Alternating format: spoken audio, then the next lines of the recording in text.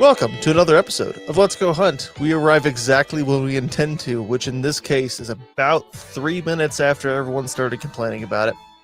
Good. Vince H. is here tonight. He's cooler than he used to be. Mike Gonsalves is also here. He's ready to rumble, which is ironic because Rumble is not ready to rumble. Dave Packard, who's on the mend.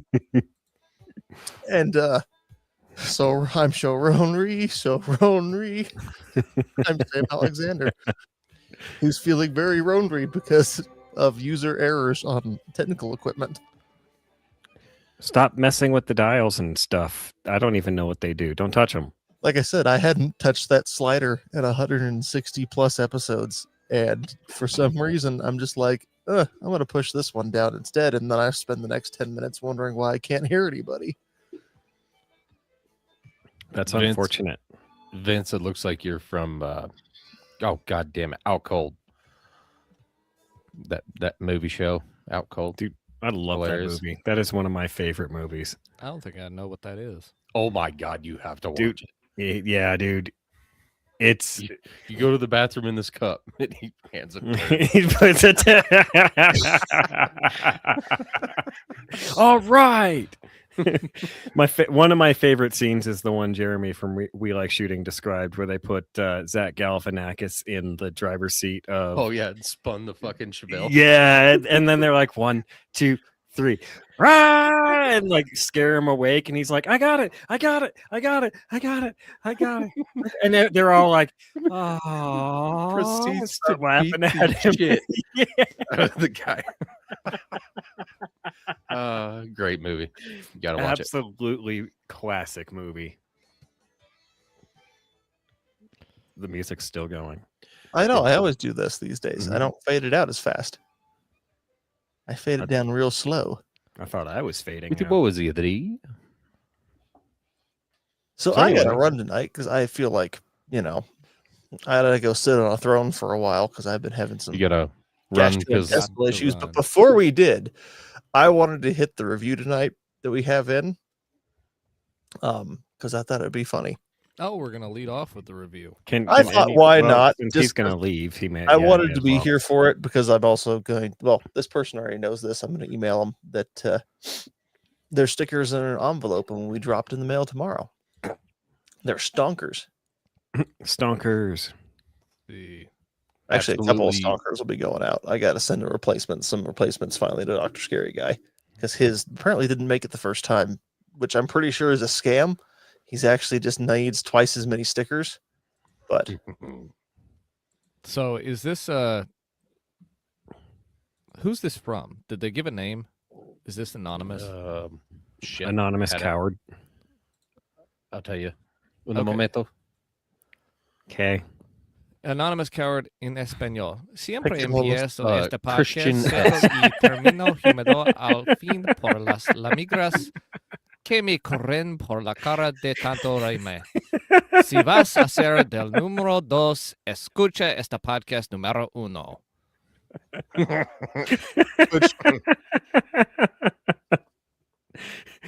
Do the whole thing. Do the whole thing. That's what we got. Bro. Translation is, I always start this podcast dry and end up wet. I wonder if wet. See, the word is. Is that a húmedo. euphemism? No, húmedo. I think he intended to put moist. I think Moist. that should translate as my wife, Mm. so I handed this review to my wife with like, "Hey, translate this for me," and so she read it out, translated it very literally, and she's like, "I don't know if this whole wet thing is some kind of like maybe it's a phrase, like it's a turn of phrase that I'm not getting." It's like, I get it. That's all that counts. I know what he means. What's he mean? Don't worry about it. Anyway, And then I the always joke start. at the end, I gave it. It's like, I don't. If you're going to do, oh, somebody needs to read out the English. I'll read out the English. I always start That's this. what Vince was doing. Oh, sorry, Vince. I tried that. You're very quiet. You should try yelling more. Don't. Turn my mic up. Does this sound fine? Do I need to No, get yeah, closer? you're fine. Oh, that's better Okay. now. I think Sam's just his ears are loud. No, that's just Anyway, my English entire head. translation. I always start this podcast dry and end up moist by the end because of the tears running down my face from laughing so much. If you're going to do a number 2, listen to this podcast or listen to this number 1 podcast. What the fuck? Yeah, my wife read that out and translated it from Spanish to English on the fly. I was like, if you're going to do number 2, like, that doesn't make any sense. And then I looked at the actual translation. Went, Poops. oh, I got it. It's poops. Anyway, If you're gonna do the poops. speaking of which, I'll see you dudes later. Okay, poops. Enjoy. Oh well, it'll be better tomorrow when I'm not Sure it won't. trying to throw up. Hasta, let's say la gonorrhea. What is it, Stop Dave? dragging it out. Hasta la gonorrhea. Hasta la gonorrhea. Those are not things you should wish upon yourself. Al final por las lamigras, señor. I don't even know what that says. I was close. So I was like, I don't know all of it, so I'm not going to say anything. Yeah. But- Yeah. I don't know Hi, fellas. Spanish. I just know what Spanish sounds kind of sound like. So You got the R rolling pretty good. I cannot roll my R's to save my life. Yeah, pretty much. you got purr at the cats. Mhm. I This is going down a mm, strange tangent that I cannot don't want purr. to go. Do y'all meow For a guy at who cats likes whenever you cats. see 'em? Yeah. Meow. Yeah, we were walking up our drive, and one of the neighbor's cats was up under our shed, sitting on a hay bale, and I just look over at it and I go meow, and then the cat you could just hear very quietly, like 30 yards away, meow. And so I did that for like way longer than my wife was willing to put up with. Look, I had to get the last word in. Arguing with cats. That could be your new Instagram personality. Arguing with cats.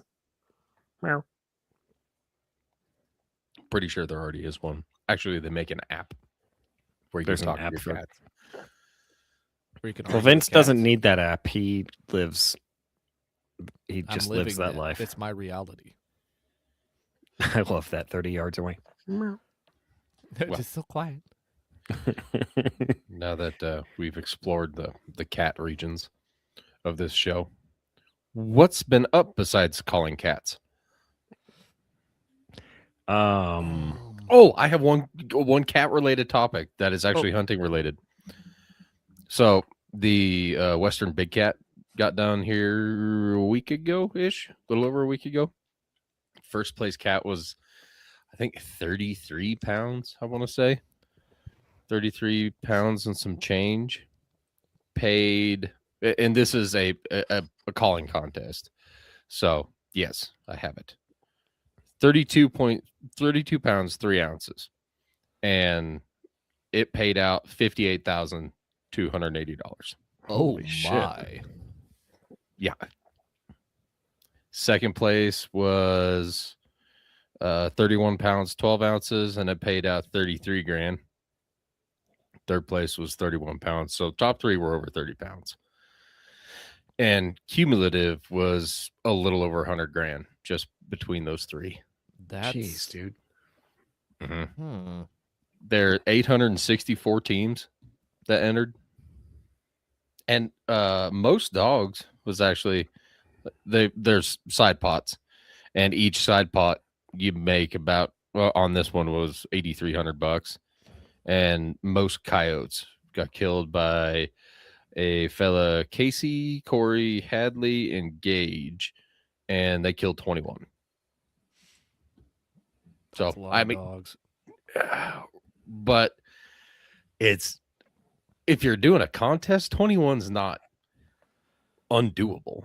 Right. Yeah. Well, I think we saw more than that while we were out. We with, saw 9 in one pasture. Yeah. Well, the whole night. Like if we were better at this, we If they had coulda come killed in that. and we were taking like 300 to 400 yard shots on Oh, just yeah. about everything.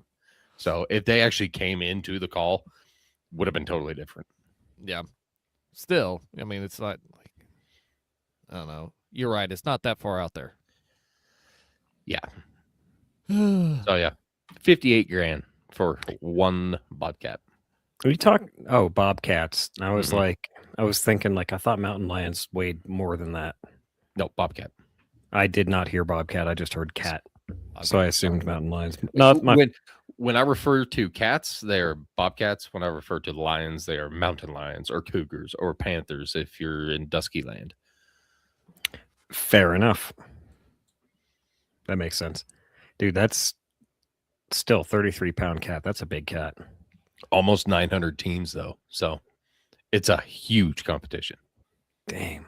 I want to shoot it one year. They got another one coming up here in next month.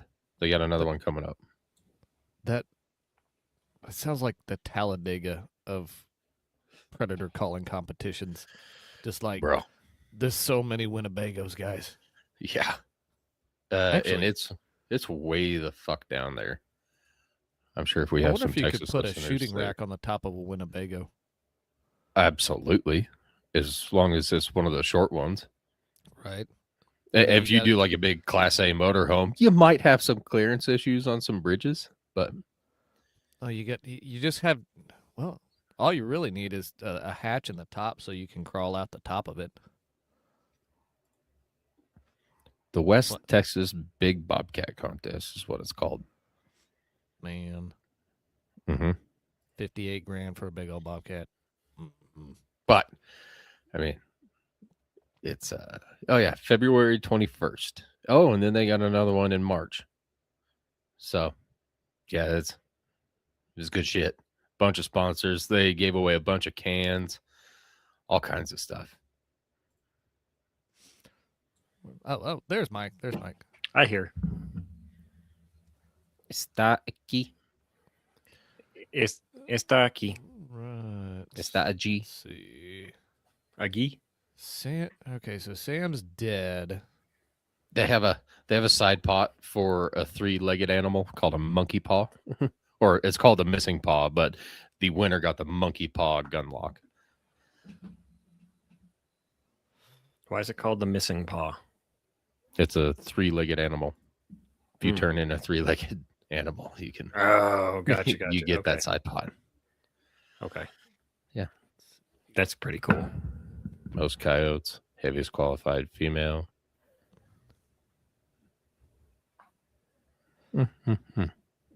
They gave away a 22 Creed. Pretty cool. This One was day- in Colorado? No, oh fuck no. We can't have contests in Colorado. Yeah, They're that's why I illegal. was like, Yeah, no. West Texas. oh, okay. Yeah. Man, 58 grand. Mm-hmm. All right. Do y'all want to see the new thing I got? Mm-hmm. Yeah, show me. That's my Mediator XL. Oh, Hell yes. baller. I got it on my BRN 180 in 300 blackout. That You know is- how many people are punching air right now watching you have that? I don't know how I got it this fast. I don't know either. When I they started really shipping don't. today. Yeah, I thought I don't know. I ordered it on the 20th and it shipped the 21st. I thought the 21st was the day they started to ship. Bob and Mike are like, oh, it's Vince. He's fine. Yeah, Bob said, like, I don't know, like last week they're going to ship the 23rd, and it might have shipped the 20th. Actually, I think it did ship the 20th, and it was supposed to be here the 26th, but somehow got here earlier even, and I was like, So, But- Sam died of dysentery is a show title. He was dissing Terry. but yeah, Um, I haven't got out to shoot this much yet. I've sighted it in, but so far I really like this thing. This thing's just cool. What are your impressions? It's built like a tank. It comes with a kill flash on it. It runs their standard reticles that they have in the Mediator line, the dot, the circle, and the circle plus the dot. It's one of these that feels like there's a lot of uses for it. You can put it on, like I've got it on a home defense gun, but I could put a magnifier behind it and go shoot, out to mid range is pretty easy. On stuff where you really don't have to hold over. You could put it on a shotgun if you wanted. It may be a little high for most because it's basically standard AR height, but I don't know. It's just for a dedicated firearm that you just want a red dot on. I feel like this is way better than like a Romeo 5, a small footprint red dot kind of thing. This feels more like a substantial optic. It also uses CR123 batteries and has hella battery life on it. So Nice. But yeah, this I've been waiting on this one. This one excites me. I had a gift code that I'd picked up along the way, and I'd been waiting on this to come out so that I could, because I don't have a whole lot of I don't know. I didn't hit Bob up for one of these because there's not much I was going to use this for, like on the podcast and talking about with hunting, but I wanted one. Mm-hmm. Like I really wanted one. So yeah, I saved that fucking slick. and had it, and I've had it. I've only shot it a little bit, but just enough to sight it in. But I want to get out and shoot some more with it. What reticle does that have? It's got the selectable, the dot, the circle, or the circle dot. Yeah, that's what I was saying. It's got this the one same gotcha. one that Sorry. Yeah, all the mediators have. Yeah, you said, you could put it on a shotgun, but like I don't know why you would. The mediator works a lot better. The mediator 2 probably works a lot better than that would. Like that being up so high, we go back to the complaints I had about the Advocate. Like, don't get me wrong, for some reason the Advocate blew me away this year, and I was taking ducks that out of the air like it was natural, but I still prefer the mediator being much lower to the height over bore. I was thinking directly about like AR type shotguns. So like the Genesis 5? Is it the Genesis 5? There's a short barreled shotgun that I shot at Primary Arms Range Day that they had full autoed, and is that Euro trash? Yeah. No. Well, this other one wasn't Euro trash, but it's like $4,000. Oh no, that's not this. Jeez. And it had the SIG. No, it had the Huxworks 12 gauge suppressor on it too. But like on something like that would be awesome. Yeah, definitely. Or the Rock Island has that, I think, a VR80 12 gauge shotgun. Mm-hmm. Pretty much what that one is. Okay. Yeah, that'd be cool on that too. I know Garth from AR-15 podcast has a. The last time I was up there, a little over a year ago, he had an Advocate on some sort of shotgun, the VR80 or something else. I'm not sure exactly what. It was an AR type shotgun though, and we were just launching clays for each other, and he was blowing them out of the air with the Advocate on that thing like it was nothing. It was pretty impressive to watch. So I have a question. What is the answer. advantage of this over, say, the Advocate, like a Prism? it's got a way bigger window on it, Oh, really? and I don't know quite about maybe comparisons on durability, but this does have a stainless steel cage around it. Like here, Gotcha. like this. So this kind of part you see around here, it's not just a design. This is actually a stainless steel cage that goes around the optic. You can remove it if you want, and It's like armor. Yeah, if you want to remove the kill flash, you do have to remove the cage in order to get the kill flash off. But I don't know what Cisco's hiding. It's just cool like it. It's Like cool like it is. It's really cool. It's a pretty cool optic. Mm-hmm. I It'd be nice to that like they have so many things. Gideon Optics is doing so many things with optics. They're coming out with so much. It kind of blows my mind. You've got like thinking about the other optics companies like SIG. What does SIG have in their lineup? Not over 20 optics. Sig took the 320 to SHOT Show. Bold. Bold move, Cotton. Let's see how it works out for him. I was looking at the SIG P211. I Or was is it a too. P2. I was looking at it like, It's "Oh, P211, yeah. that looks nice." And then I looked at the price. I'm like, no, thank you. Yeah. We were actually just talking about that in AK. They wanted to talk about SHOT Show stuff, and I was like, no. But then I Googled some stuff and actually found that the 211 was at SHOT Show. They came out with a couple of different models and some other color schemes. Like I would put, there are 5 or 6 Gideons that I would put on that 211 instead of the optic that SIG likes to send out with the ones that come with an optic.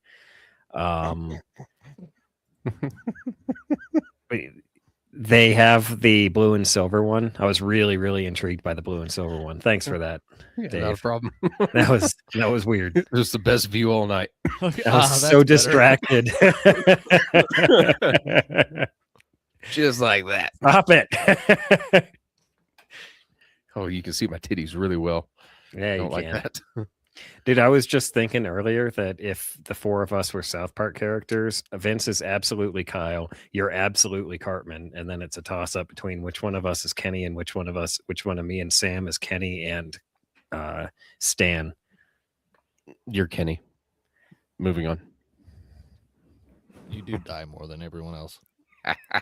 He does have blonde hair. Oh, yeah. Anyway. Anyway.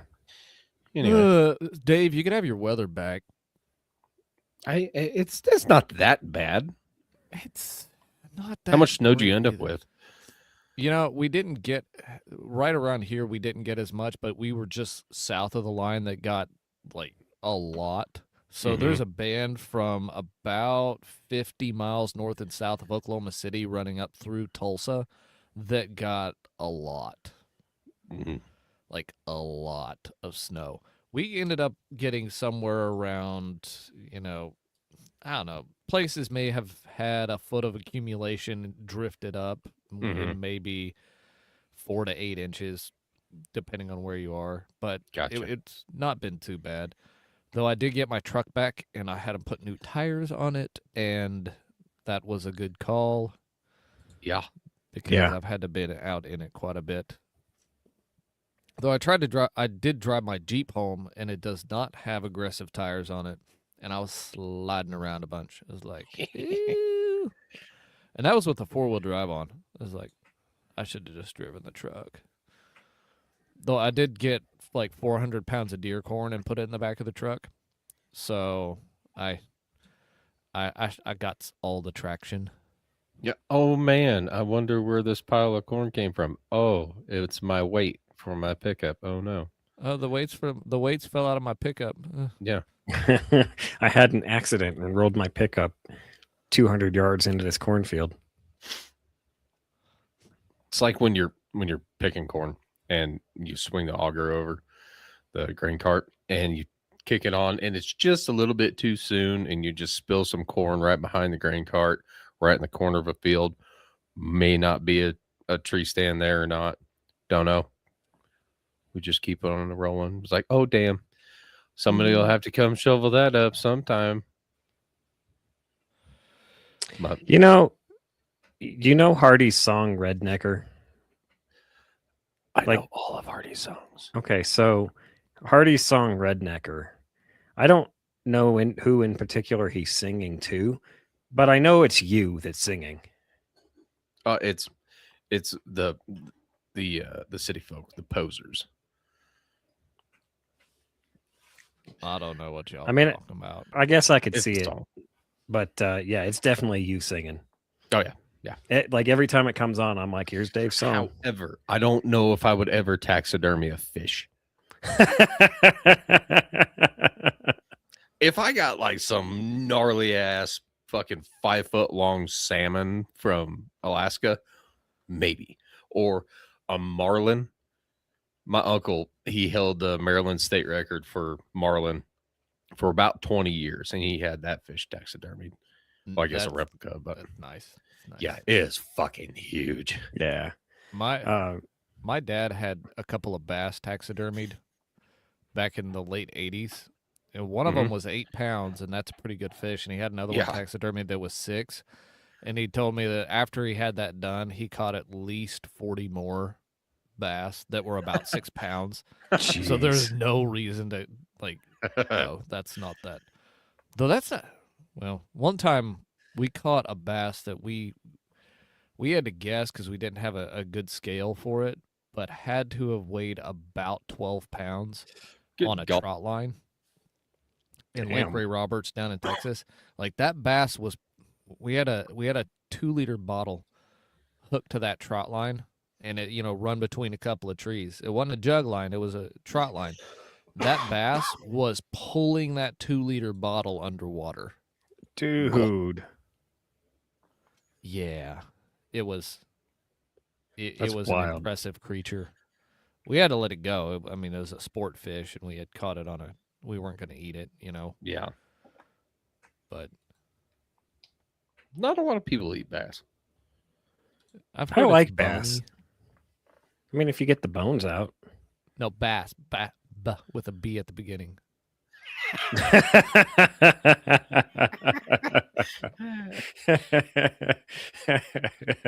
Thank you, pieces of bass. Thanks. I'll be here all night. Gross. Anyway, yes, bass is a good fish.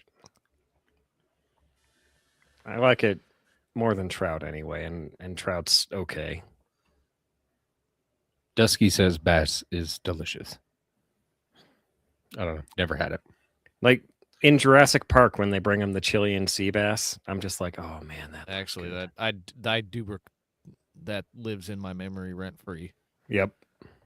And they never get to eat it. They just know. sit around talking and staring at each other, not eating. You just had a 5-hour flight. Eat that food. Right? Like, God. That's the only part of that movie that pisses me off. Like, eat your damn food. You never know when you're going to get another chance to eat. So eat your damn food. Yeah. Anyway, that's my soapbox. So, how about Dave's soapbox? What is this about something? So, speaking of standing on soapboxes, I have something that we can sit on. Let's sit on it. Yeah. Oh boy. And I mean, this has been out for a little bit, but I saw it and I haven't seen it before, but I thought it was neat. It's the Bog Death Grip, what do they call it? 360? Yeah. So it's a little swivel chair. It's got an arm coming up with 2 other arms, and their Bog Death Grip clamp, where you can clamp a shotgun or a rifle or whatever would have you. I put my spotting scope in mine all the time. Wait, you have but- one of these? No, I have a Okay. tripod. Yeah, Okay. I don't have the chair, but I thought it was neat for like So- kids. For those listening, it's a chair that's a swivel chair, Mhm. and connected to the swivel is an arm that goes out and comes up, and on that arm is 2 other swivel arms, and at the end of the last one is like the Bog clamp that you clamp your rifle or spotting scope into. So you can be sitting in your chair and you can just turn and swivel around, and you've got everything right there in front of you, and you can get it all nice and set up for just for you, so it fits you perfect. And I'm thinking like for hunting blinds, whether it's a ground blind or a big, like tall fucking blind, or like high racks, those racks that you see on top of pickups for predator calling. Mhm. Something like that would be cool. I don't think I'd take it out like if I was just coyote hunting, because if I'm hunting at night, I'm standing, and if I'm not, I'm I'm fucking prone most of the time. So Okay, so like the all-terrain wheelchairs, Yep. that kind of thing. Okay, so we need one of those. We need to put this on that so that you can just roll around like a little tank commander. Just like do-do-do-do-do-do-do-do. I mean, I think it's cool for, like I said, kids or the elderly or the lazy, whatever, what have you. I'm definitely all of those.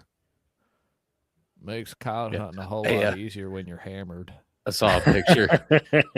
Now I would use the fuck out of this for like prairie dogs.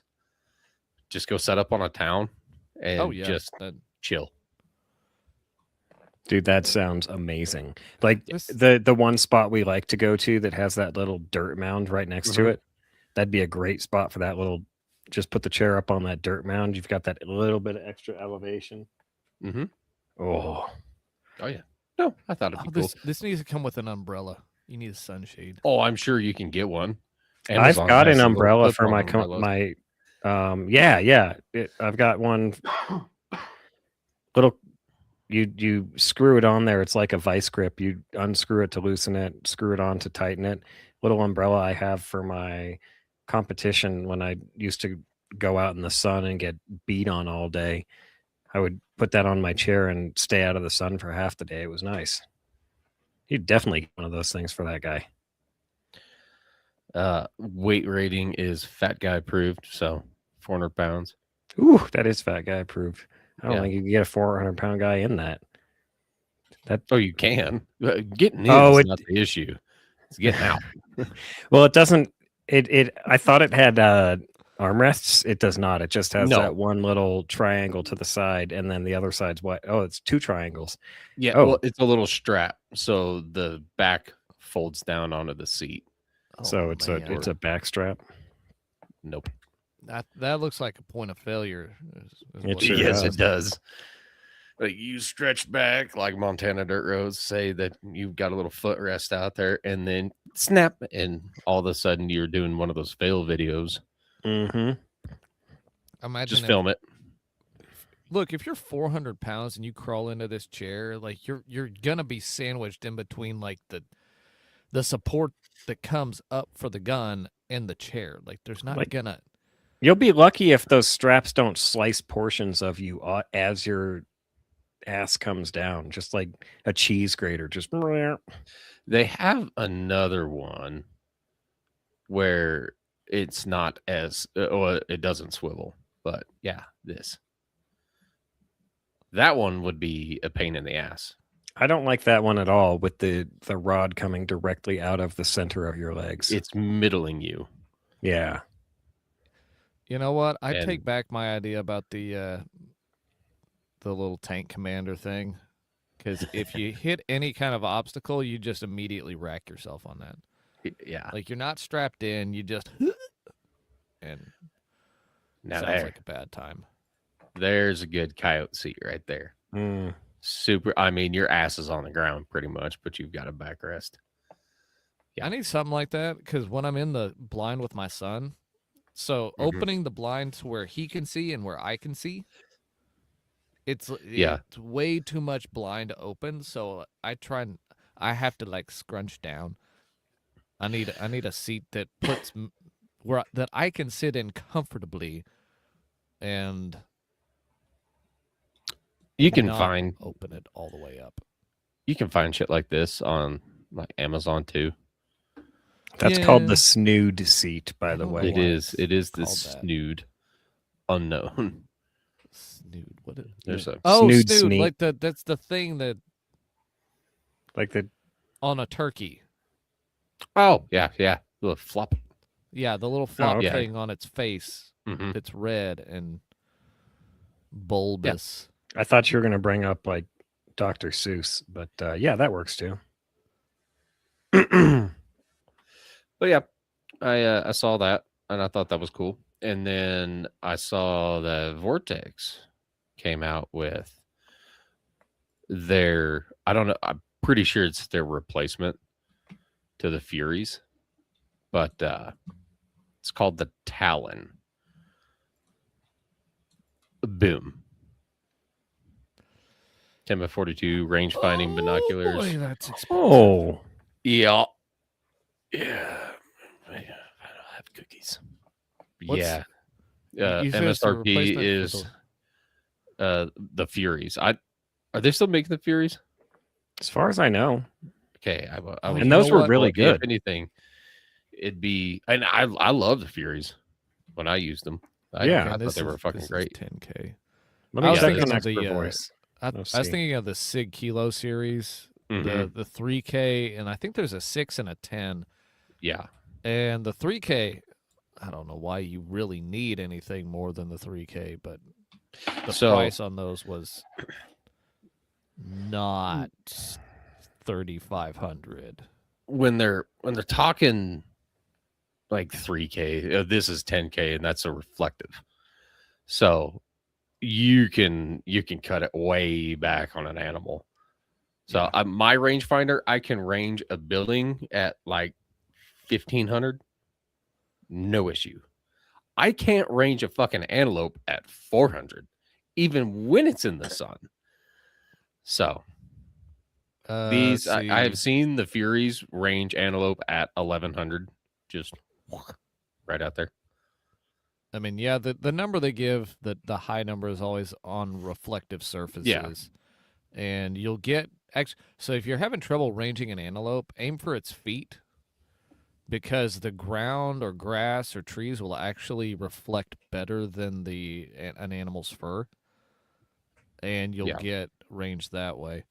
I'm looking at the Sig Kilo 10K, and it's on Amazon for $26.99. Oh damn. Yeah, so save $1,000. The Vortex had. I don't see the Fury on expert voice. I could just go to Vortex's website too, I suppose. But they have the Vortex Ranger HD 300 or 3000 laser rangefinders. Are they binoculars or are they? Yeah, they're binoculars. Okay. They kind of look like the Furies, but like maybe updated.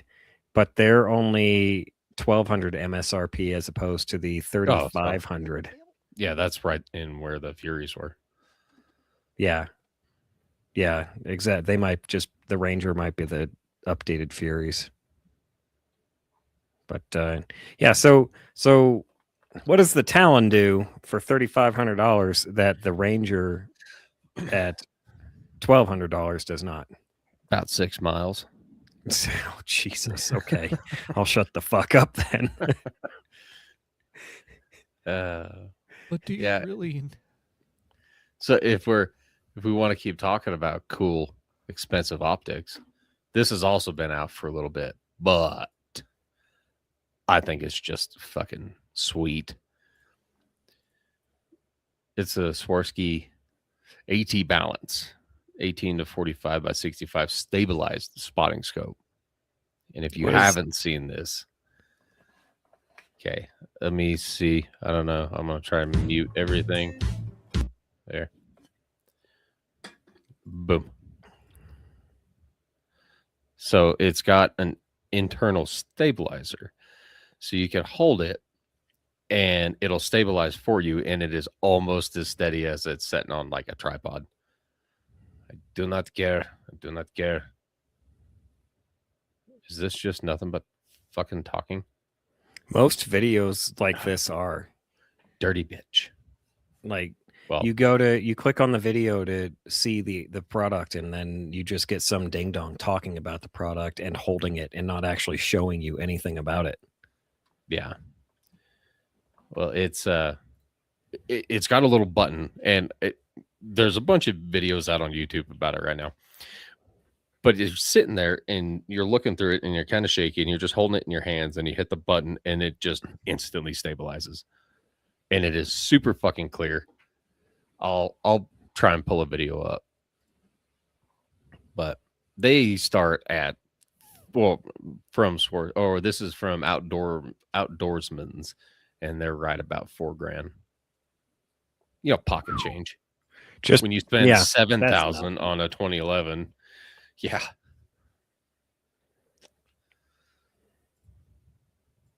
ridiculous. You're muted, Vince. Oh, If that's all you were gonna say, I wish you would have stayed muted.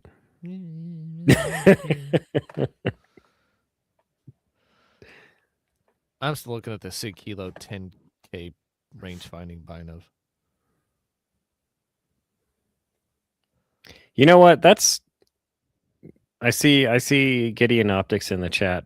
Bob, if you guys were on to if Sam and his binocular ridiculousness didn't inspire you already, like this is something else you could be poking if you're not already. Like binoculars are pretty cool. I mean, I don't think Binoculars so, are but cool, but I don't know. It's a weird market, I think. it is. I like binoculars. That's why I said I don't think so, but like I get it. People need binoculars. They need Like a range finding bino is definitely on my list, but it's Oh, not yeah. on the short list because of how much range finding binos cost. yeah. I have binos and I have a rangefinder, and it's just getting them compact into one thing, just to save space and weight. Like I paid if I had to guess, obviously the monocular was a gift from a listener, but if I had to pay for it, I would guess it was probably $80 to $120. So let's call it $100 for the sake of argument. My rangefinder, I think I paid $180 for. So that's $280 for magnification and range finding. Or you could pay 3 times that and get, well, actually 4 times that and get range finding binoculars. Seems Boom. fair. Okay, now it's stabilized. Oh, that's intriguing. Same guy holding it. Like this was it before. Damn. On. So it's not as steady as a tripod, but it's like when you hold your breath in Call of Duty. Yeah. Good description. Yeah, see? And he's just got his phone there and he's standing there holding it. 155 yards is what that was at. So Maybe I should have one of those on my hunting belt instead of a monocular. Like it's still a monocular. It's just a bigger one. you can get it with the straight tube or the angled tube as Ooh. well. So Oh, for $4,000 only only. money. It's only you can make more money. You don't get to take it with you. Like Yes, but Like, god that's damn a- it, I want to eat. that's a decent used car.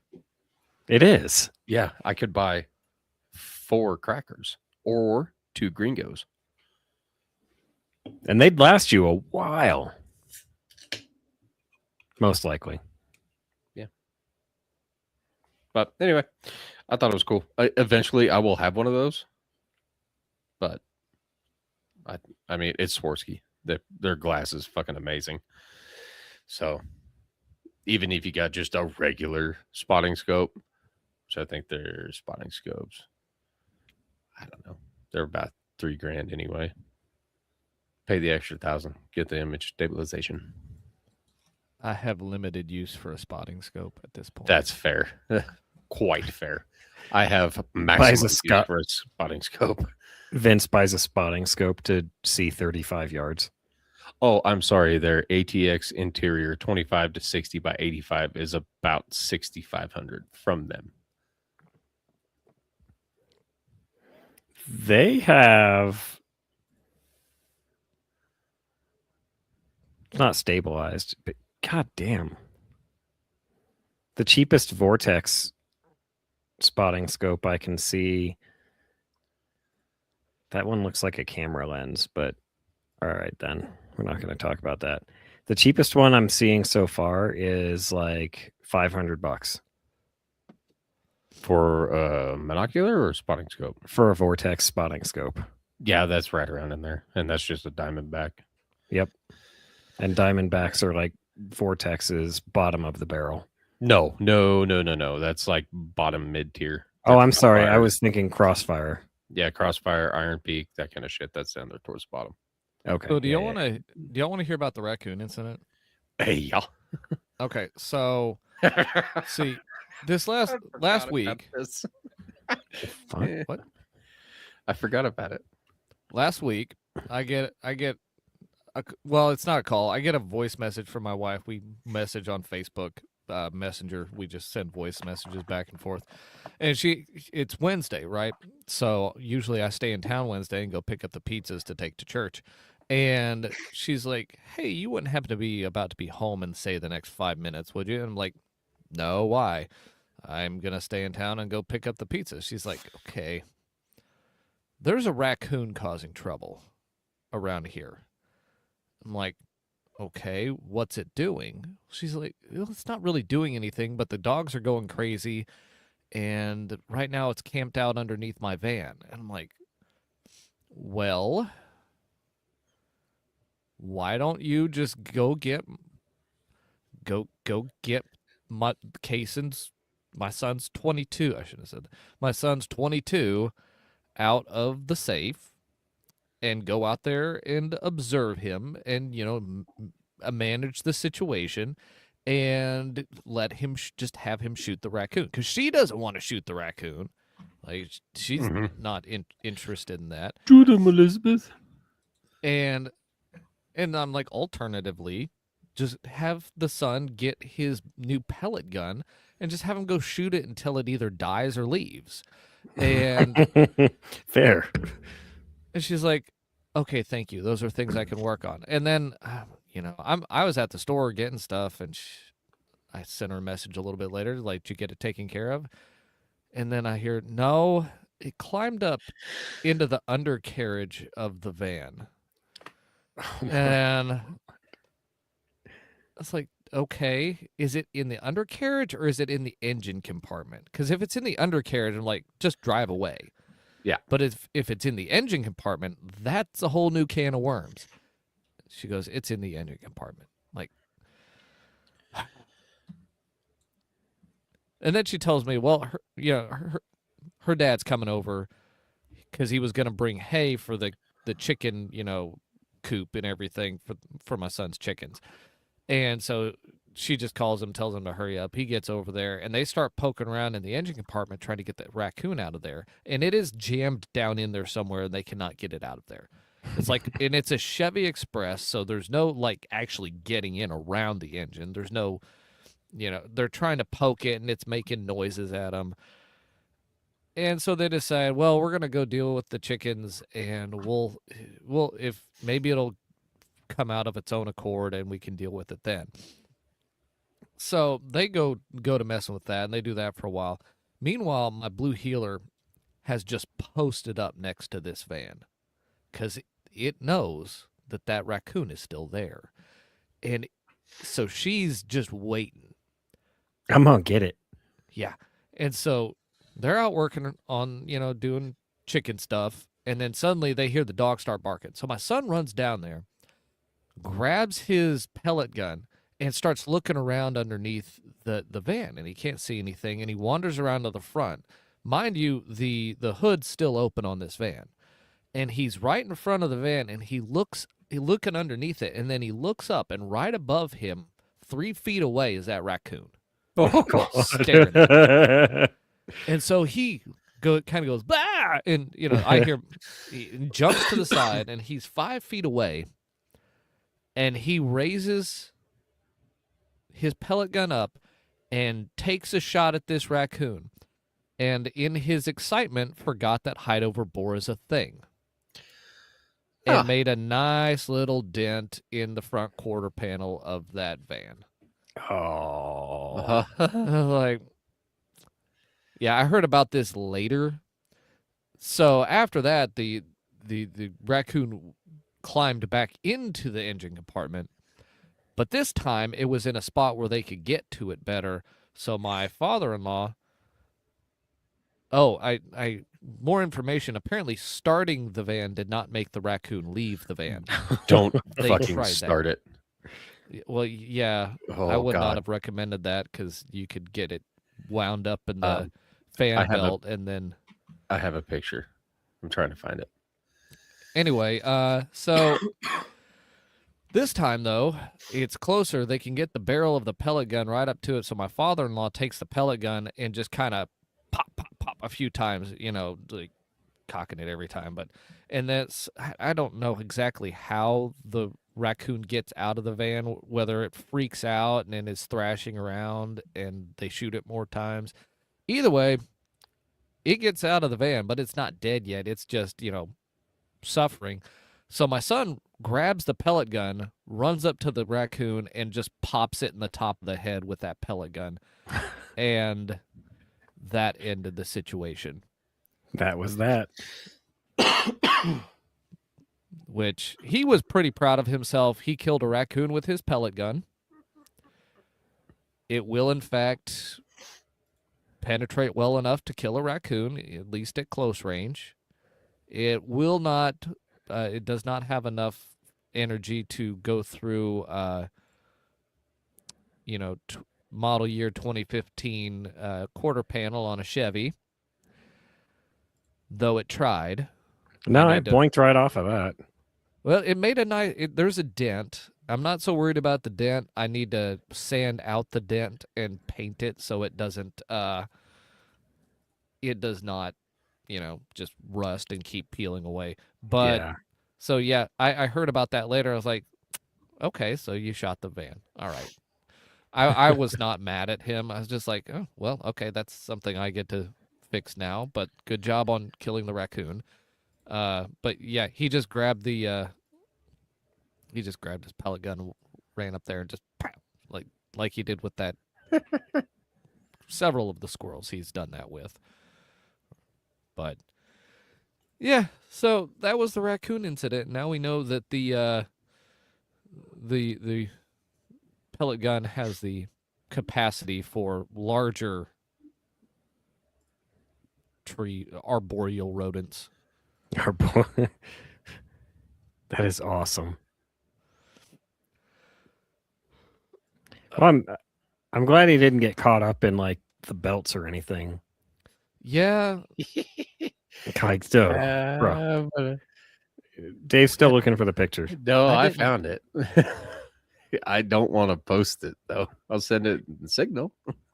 Please do. It's pretty bad.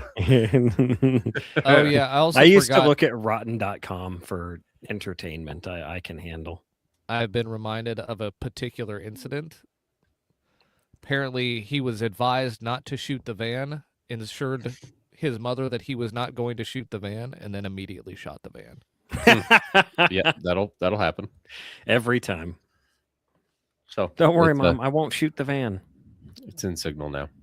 But anyway, so in terms of raccoons and engine compartments, I had to move a road grader one day, and did my pre-trip, had to air up a tire, so I'm sitting there, got a truck next to the grader, airing up a tire, I got the grader warming up, everything's happy, hunky, fucking dory. Sat there for probably 20 minutes before we took off, and I get about 6 miles down the road, and I hear this, and I was like, oh, fuck. That must have been a pack rat. And nothing really happened, so just kept trucking along, and I get back to the shop and I'm like, well, I wonder where this pack rat is, And I open the side doors to this fucking grader, and it is just like raccoon soup splattered everywhere. Because It's stringy. the engines and motor graders face backwards, so the radiator is at the very back, and there's a little spot in between the radiator and the fan where the shroud is that is big enough to hide a raccoon, turns out. So all that me banging around the doors, fucking checking oil, turning the batteries on, all that happy shit, and he just fucking sat there, didn't do nothing, fired it up. And I guess when I got 6 miles down the road, he's like, fuck it, send it, and did, and then didn't make it completely out. Some of it did. Guy following me is like, there's hamburger dripping out behind you. I'm like, oh, must have been that rat. I was gonna say it looks like me cleaning out the meat grinder after grinding up venison. Oh yeah, that's exactly it. And the stink, oh my god, Yeah, Because I drove you 6 should- miles, he jumped in there, and then I had to drive another 20. So he got good and warm. Start cooking. Dude. Yeah, it was Ugh. pretty bad. So now, whenever I start it, I give the old fan shroud a knock, just that. to see. You got that sizzling hair and Yeah. searing meat. Yummy. So that's my coon story. I don't really have a coon story. There was one getting in our trash one time, and I said, "Get out of here!" and it chittered at me and ran away. That's Every it. once in a while, we get raccoons that try and get into the chicken coops and get either some nice eggs or some nice chicken. And probably the worst time, I had to kill one with a hatchet once because that's what I had out there. That was Nice. not How'd too that bad. go? I mean, Very you primal. smack them with it and they fall down, and then it's actually this one that has the spike on the back of it. So I just kind of and it turns out they're kind of like, I don't know. You'd think they'd be a little bit more robust. They're kind of thin and squishy. I mean, the last one I ran over, I thought I was going to roll my fucking pickup. It was like hitting a goddamn boulder. When they're running, they look like goddamn bowling balls with fur and feet. We've been seeing a lot more of them. It seems like they have. It seems like no one runs dogs anymore. Mm-hmm. So the population is just they're everywhere, which is fine because that's something else for coyotes to eat. Yeah. Instead of fawn snatching, Yeah. but I don't know how much they actually eat. Raccoons. I was just know talking that to raccoons will eat anything. They're perfectly omnivorous. I have two things that are related to this, but they both go different ways. First, when I was chasing my deer, when I missed him that night, I wasn't chasing him. I was trying to cut him off. Well, I got back out on the county road and I saw some like little things crossing the road in front of me and it was getting pretty dark. And I was like, what the fuck is that? And I roll up and 11 raccoons ran in front of me. I'm like, if I wasn't trying to chase a fucking deer right now. No. But back to the whole raccoon and coyote food. I was talking to Ty the other day. I guess it's been a couple months. But he was talking to a guy and that guy said that the reason why coyotes and shit eat so much or prey on the deer and the calves so much is because of the Raptor Act, the Raptor Protection Act, where we can't shoot hawks and eagles and all that stuff because all those birds that we can't do anything about eat all the small rodents that the coyotes normally would. So then the coyotes got to find something else to eat. And then that's where it comes into the calves and the deer. See, this is what you need for the Interesting. raccoons. Yep. Oh, yeah. This is the application for that. You imagine that in the fender? Just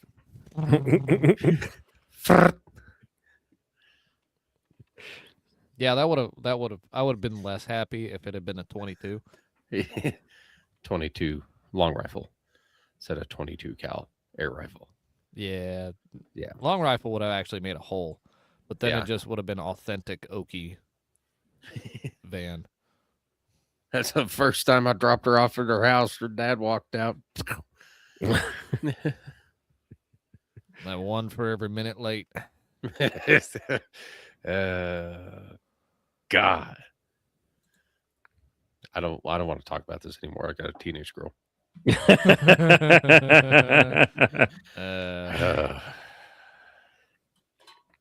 She's good though. Man, even when they're good though, She's overly open. So we're gonna keep it that way. But anyway. overly open's better than the opposite. Oh, definitely. absolutely. Mike, I know you've mentioned it before. What was that? I think in the last last time you mentioned a drill that you do with your handguns. What is Yes. that drill again? It is called the fast drill. Fast Yeah. drill. Fast drill. It stands for fundamentals, accuracy, speed, test, I believe. So quick rehash: you have a target at 7 yards. You have a 8.5 by 11 piece of paper. On the top half of the paper is a 3 inch by 5 inch box. Below that is an 8-inch circle. You on the buzzers beeping, you draw, put 2 rounds in the box, do a slide back reload, and put 4 rounds in the circle. Competent firearm people are supposed to be able to do this drill clean in under 10 seconds. Intermediate people can do it in under 7, and experts under 5. Okay, so 8 by 11 piece of paper, an 8-inch circle in the bottom of it, a 3 by 5 box in the top of it. Yep. From the holster, 2 in the box, slide back, 4 in the circle. Yep. Done. Yep. Okay. Okay. That was the main one. I remember that one had more to it than just like what's a bill drill? And bill just like 6 in the A zone. Yeah. Bill Then- drill is just 6 as fast as you can from the holster. You got your Mozambique, which is 2 to the chest, 1 to the head. There is a variation of the bill drill where it's 6 in the A zone head box. That one's tough. Yeah, that sounds like it. But yeah, I like the fast drill because it really is a good test of. Honestly, I think it's the closest test to the dry fire drill that I like so much that I more or less came up with. I've talked about that too, but it's from the holster drill, and there's reload involved. Like the fast drill is really, really similar to it, and I think that's why I like it so much. Gotcha. I was just going over like kind of what I wanted to do with some practice, and I think I'm going to try the fast. And I don't know, I may go one I may try and set up some steel too and just set it up different every time and just run through that as well, but I was having another thought, and I know I talked about practicing with handgun, and I could go out and practice with my intended competition handgun, right? But Yeah, I absolutely. also considered churching up my P365 and getting like a Wilson Combat grip module and getting an improved trigger on it and trying to so the idea of like the running guns is that it's a preparedness competition, right? Mhm. The idea is that you have to run, move, shoot with your rifle and your handgun. Well, if I ever need a handgun, it's very likely to be my concealed carry. Mhm. So I considered trying to make my concealed carry better and then seeing if I could get good with that. I didn't know if I'm trying to address like 2 different problems, like this is 2 problems and I need to work on both rather than trying to like shoehorn everything into my concealed carry. I think personally, I think I would try to get good over getting good with your concealed carry, if that makes sense. Because if you like the skills that I'm working on with, working with the Ace VR and having the Glock at the range and doing matches and stuff with the Glock, like that stuff translates to carrying a 365 or something else. The only thing that doesn't translate is getting the shirt out of the way. And that's stuff that you can work on at home. The gun's going to recoil a little bit more. You're going to have a little bit more time in between each shot because you've got a little bit more time that the gun has to come back down from its recoil impulse, but your skills are going to be the same. You're still going to be following that front sight as it comes back down with each shot. You're going to take 2 sight pictures with each shot. You're going to get a I don't remember what they call it. I never really cared about that part, but where you glance at your target in between each shot and have some sort of idea of what it's doing. You're still going to have all of those skills. Your grip's going to be the same, if not smaller. So, I've given it the same thought myself, whether I should go do matches with my 365 because my concealed carry setup is 2 extra 15 round mags. So I could run a whole USPSA match with my concealed carry setup. I will also don't. Say this is the carry. This is the X Macro comp slide. So it is a little bit bigger. It's a little bit longer, and it's not as small as a standard 365, which is another reason why I kind of was considering it. I mean, what you could do is you could get an outside the waistband holster and run that during your run and guns and start getting if you want to get familiar with it. That's how you really get familiar with a gun, honestly. Yeah. Well, I could put the Judge XL on here and have a much bigger dot or bigger window, because I do notice the Valor. It is easier to lose the dot in it. The Valor Mini, it's a very small one. Yes, it's a small window, and it's intended for concealed carry. I mean, it's understandably small. Yeah. So that and the enclosed emitter as well, to help keep dirt and lint and all sorts of nonsense out. Yeah.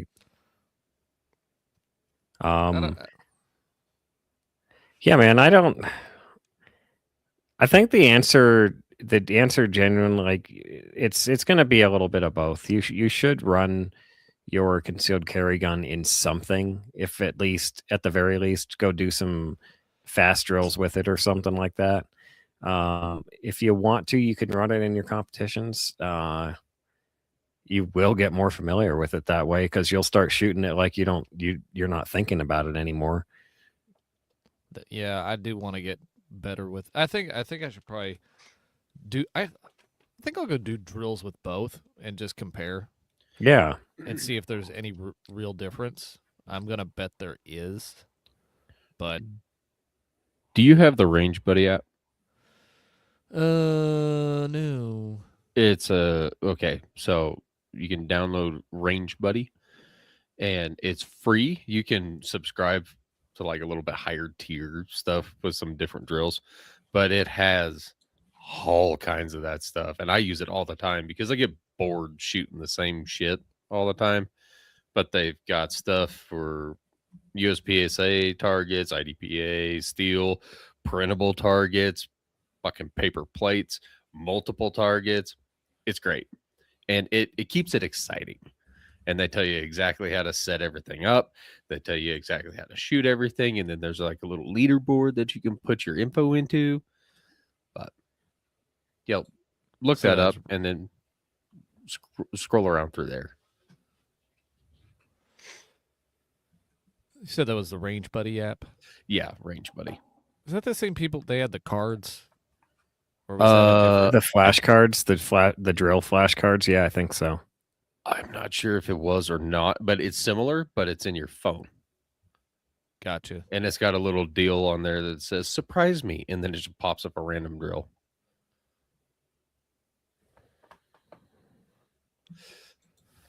Well, all right. I'll kick that around some more. Montana Dirt Roads has an interesting question in the chat.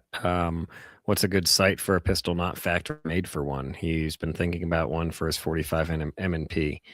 Bob's advice was he doesn't advocate for pistol dots on uncut slides because I don't know why. He didn't say. There's also places that will sell dovetail adapters that replace the rear sight.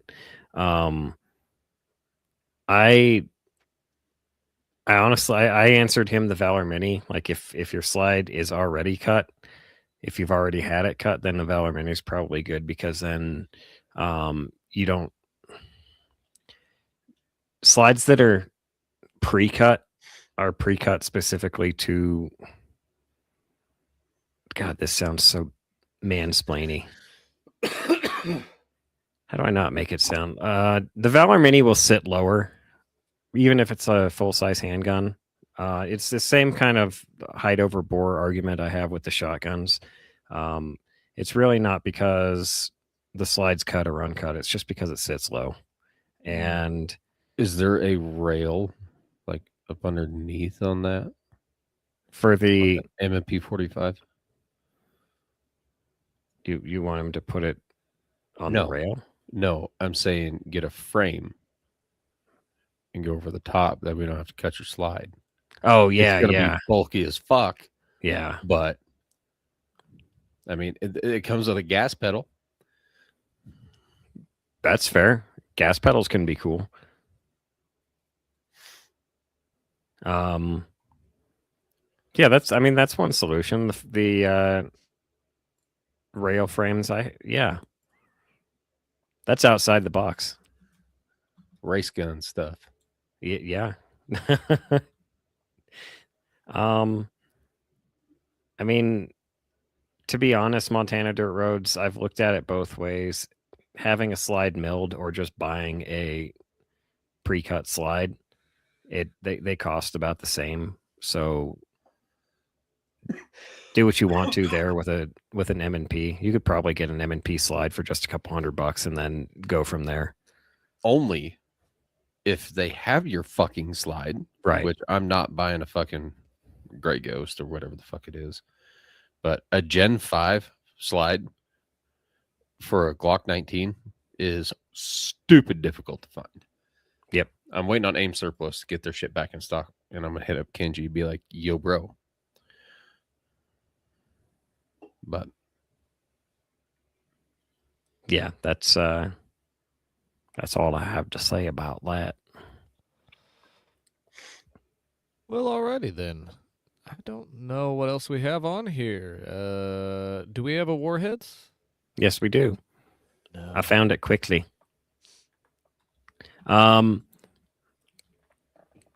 We don't have a Sam to run the music, so I'll just dive into it. no. You just hold your fucking horses, sir. Wait, you can do the music? Yeah.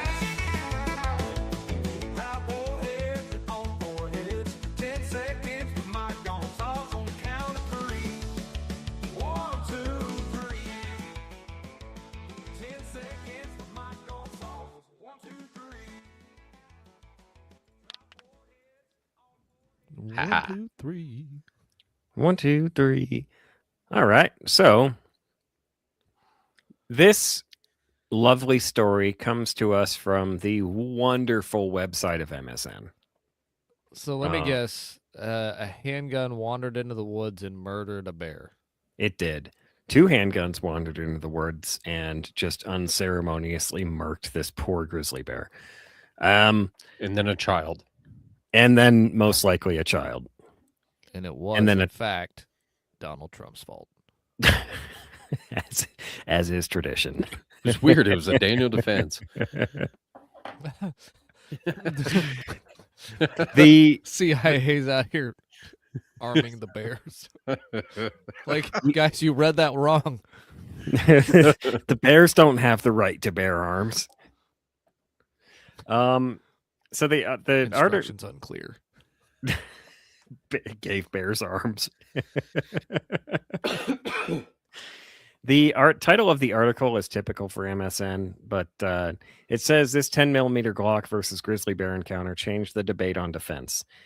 And you know, we all know the debate in the woods on self-defense, the proper caliber, the proper gun. Is it a 6-shooter with 44 mag? Is it a Glock 10 mil? Can you get by with 9 mil? Can you use a 22? Like, these are all questions that people that are considering carrying for self-defense in the woods have. And MSN paints this article as the answer. The story that they bring up specifically, there were 2 Green Beret veterans that were in the woods in Alaska, and of course it's Alaska. It was a dude named Brett and his hunting guide, and they were both equipped with Glock 20s. They had apparently a combination of hardcast and jacketed hollow points, and I find that interesting. They said, quote, smorgasbord. It was my Skittles load. Did they really go into bear country with a Skittles mag? It's MSN. They're not going to say that. But Brett's mag was a smorgasbord containing buffalo boar 180 grain hardcast bullets, and a smorgasbord. Yep, he actually did have a Skittles load. He grabbed a handful of. This says 10 mil. I put in gun. Andy carried Federal Premium 200 grain punch jacketed hull. I'm guessing those are probably a little harder lead. I don't know much. I've never heard of the punch though. Punch for penetration. When your target's got some extra meat, punch. Here's what you really need. You need to take a 308, and I found out today you can put an entire 5.7 in the neck of a 308. So you just need to load your 308 with 5.7. 5.7 sabos. It's and just you launch an entire 5.7 at them. Yeah, you fire the full 5.7 cartridge. The whole Yeah, thing. it's the whole Yeah. cartridge is the sabo. So then it'll get launched inside, and then you put one, like you Robin Hood that motherfucker with a real 308 right behind it, and then it's like, and then it blows up. Yeah. Bringing life to those Like old I said. cartoons where the entire shell is shot from the gun. old cartoons, dude. That's like last week's news. Shit, you're right. In any case, these dudes fired 16 times at this 900-pound grizzly bear. It was 10 yards away. It tried to push through to get to them, but it only made it 5 yards. They fired 16 times. They only hit 13 times, but with 900 pounds of grizzly coming at me, am I going to be as accurate as I expect? No. Having these Glocks saved their lives. Like, this bear was going to kill them without their handguns. We'd be reading a Timothy Chalamet story here instead. We'd be reading about Andy and Brett and how they got eaten in the middle of Alaska and nobody knew what happened to them. Timothy Treadwell. I know, I like saying Chalamet because it Okay, pisses Sam off, but he's not here. Well, I didn't know. Okay, yeah, that confused me. Like, wait a minute, isn't that one guy who's not dead yet? That did the thing with the lady. It all started because I couldn't remember his last name of Treadwell, and then I just started naming famous Timothy celebrities, and I like Timothy Chalamet the best. Chalamet, McVeigh. Ooh, that's it. I put me on the spot. Timmy, everybody what about? Surprised Mike didn't go with just straight Tim Gunn. I mean, just Tim Gunn. I shouldn't have said straight because that is not what he is. Definitely went curved to Tim Gunn. Yeah. So I It want was to a know. wanted bullet. I want to do the necropsy on that bear because I want to see how all the different projectiles performed. Can you imagine being that guy? It's like, got a different one. Got a different one. Taste the rainbow. Like, get 17 different handgun rounds loaded in your 10 mil, and then just like strap Sam into yourself and go wander out into the woods. Like, I gotta go test these guys. I'll be back in a little bit. Interesting paragraph on the article. yes, these guys are alive because they had their Glock 20s. But they are also alive because they were situationally aware. They smelled the rot of meat, which, if you're so educated, indicates the presence of a predator or something else much like that very close by. And they drew their pistols before they saw the bear. Doing the fast drill, my best time when I went out with Country Boy Guns about a week and a half ago, my best time hanging out with him was 5.34. My draw stroke is still hovering right around 2 seconds. That's 2 seconds that I may or may not have in the event in this same situation. I can see absolutely how drawing being aware of their surroundings and drawing their pistols prematurely helped them immensely in this situation. But what I'm not stomping on the drawing. I'm stomping on the being situationally aware, like not involved in your phone or, staring at your feet as you're hiking through. You're like up and looking around and, what's around me. You're trusting your senses. And believe me, your body's going to tell you something's wrong about 10 seconds before you realize it. So trust those instincts. Yeah, that's a good one. I like this one. Yeah. Especially about the not just use, hearings and sight's great, hearings better, smell, sound, for me at least, that's next level because I can't smell anything. It's like smelling a predator. I don't know. Like that's a good like one. when Dave was elk hunting, talking about smelling the elk. Like they're so close you can smell them, but you still can't see them. Like I don't know what that smells like because I've not been 60 yards from hundreds of elk. I have. They used to wander through our backyard back in the day before we moved, but I didn't go outside and go. Well, there's smell also smell the elk. Just there's an watched element them. of experience there because your brain has to develop receptors for smells so that you can actually pick them up, right? There's some that it picks up easier and at tiny concentrations. Like two of them, the smell of rain and skunk. Like you pick those up at tiny concentrations. But other stuff, it kind of has to be learned. Like, okay, I didn't know what pot smelled like until like a few years ago. Yeah. Okay, and someone had to be like, "Hey, this is what it smells like," and I took a whiff of it and was like, "Okay, I kind of remember smelling that at some point, maybe," but since then, like when I used to work in a fast food place, and people would be like, "Ooh, those people were hotboxing so bad." I'm like, "What?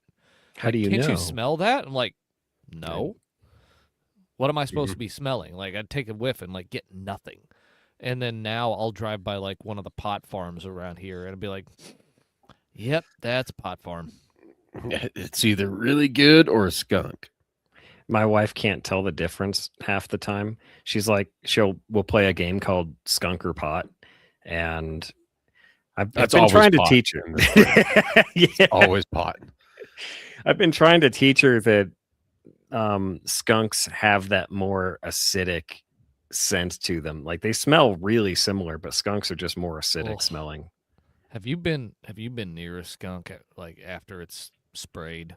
Yes. like, No, real thank close. God.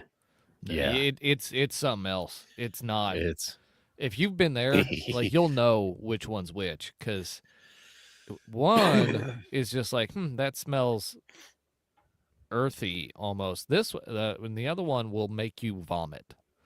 Like it will make you want to like just freaking explode. It's So I was moving some Connex containers around one day, and guy I was working with was kind of off to the side, and I'm in the skid steer, and it's 40-foot Connex, so I couldn't pick it up, but I could pick up one end and I could drag it, and I had to drag it into this building. So hook it up, hook chains up, and start dragging. Well, when I did that, I rolled over 3 skunks. Just Ooh, boom, boom, boom. squish. Oh yeah, smashed the living fuck out of them. And guess who was downwind? Me and the guy I was working with. I was in a cab in a skid steer, and I was like, "Oh, that's bad." And then I look over and I see him riding the vomit comet. I'm like, "Oh, it's really bad." So it is. Fresh skunk is disgusting. But Dude, when I was 15 or 16, I went out. My dad was like, "You need to go out and feed the horses at the barn." So I went out there, and there's a skunk just laying in the walkway in the barn. I'm like, "Oh, that's not good." And it kind of like lifts its head slowly and then puts it back down. Like, something's wrong with this one. So I go back to the house. I grab my 22 and I go out there. And if you shoot them right, they won't spray. mhm. I shot it wrong. And I was about 15 yards away, and I saw it start to like, spasm, and then it just hit me, and I'm like, I don't know. It's one of the worst experiences possible. Like actually being that close, and I wasn't even sprayed. It didn't spray me. It was just it sprayed, and then the wave of the smell hit me, and I had to run. I had to get out of there. I just about blew chunks everywhere. Didn't feed the horses. So for me, elk smell like horse shit. Like not horses, but horse shit. And I don't know why. Just how it is for me. Ever since I was a kid, that's how they've smelled. So every time I smell that, I'm like, there's elk afoot. And I am right. They're right fucking there. That's good to know. I'll keep that in Yeah. mind because I'm acquainted with Granted, horses and the smells. My sense of smell is a little fucky sometimes. I mean, back when I was a kid, it smelled like horse shit regardless. But then I smoked for half my fucking life. And so I got all fucked up in there. And now I'm starting to get it back. And I smell things that I haven't smelled in a long time. I'm like, that is disgusting. We Like were pickles. My daughter and my wife will open like a jar of pickles in our pickup, and I'm like, what the fuck is that? Oh, we I got love lucky on pickles. Halloween. We were trick or treating. We'd got 3 houses in. We knock on some neighbor's door and see movement around the corner of the house, like feet from us. Thinking it's a cat, I look down. Nope, it was a skunk just squirreling his way away from us. And I was like, damn, we as got long lucky. as he's it didn't willing get to mad. leave, we're gonna let Yeah. him. Yeah, 100%. My wife shot a bunch of baby skunks right next to our house, and then at like noon, and text me, it was like, hey, there's skunks that you got to haul off. And I'm like, fuck, okay. And this isn't harvest. So I got home at like 9 o'clock that night, and there was still skunks right next to our house. I'm like, oh, fuck me. God damn. We're ripe. Well, oh no, we've already been through about everything, and we did the review at the beginning because Sam wanted to hear it, and now he's Yeah. dead. So Damn dysentery. Did you guys ever see that? There's an Instagram reel I saw a couple days ago that had me dying. It was basically an AI recreation of playing Oregon Trail. I try to avoid that stuff. I haven't seen it. It was pretty good brain rot. Highly recommend if you ever are doing nothing else but scrolling nonsense on the internet. Well, if you are scrolling for nonsense on the internet, go to lghpodcast.com, click on support the show, and leave us a review like our friend did when he said whatever he said that we had to translate. He said it made him moist and also Yes. In Espanol. When you do number 2, listen to number 1. But you'll get a free sticker if you email us. Sticker pack. Contact at More than one. lghpodcast.com. There's several. Yeah. But anyway, don't- on that note, Yeah, go ahead. support the sport and take a buddy hunting. If you like that buddy, tell him about our show. If you don't like that buddy, trap him in the skunk spray. Hit us up at lghpodcast.com. Thanks for listening, and let's go hunt. So, Sam died of dysentery. Actually, I think that's, I'm good with that's that. the only one we have, but that's I perfect. think so. Perfect. I like it. Are we going to do dissing Terry or just dysentery?